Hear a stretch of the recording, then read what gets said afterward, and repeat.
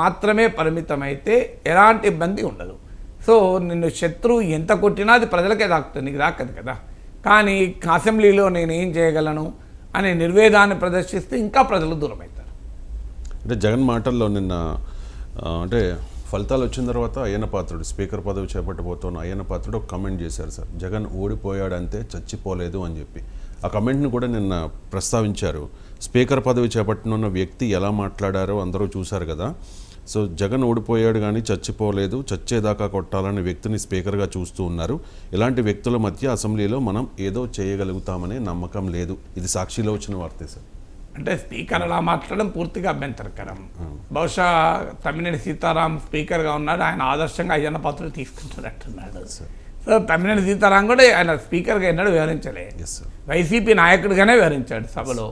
So నేను ఆ రోజుల్లో కూడా చెప్పాను, ఇది వాళ్ళు చెప్పుడు కాదు, ఇవాళ మాట్లాడేది ఏది ఇవాళ మాట్లాడేది కాదు. సో ఆ తెలుగుదేశం వాళ్ళకి కనబడదు ఇవి. అప్పుడు మాట్లాడినప్పుడు వాళ్ళు చూడలేదు, వినలేదు, ట్రోలింగ్లు చేస్తారు. కానీ ఆ రోజు కూడా చెప్పాను, తమ్మినేని సీతారాం స్పీకర్గా తన పరిధులు దాటి వ్యవహరిస్తున్నారు అని. ఆయన అనేక సందర్భాల్లో రాజకీయ పరమైన వ్యాఖ్యలు చేశారు.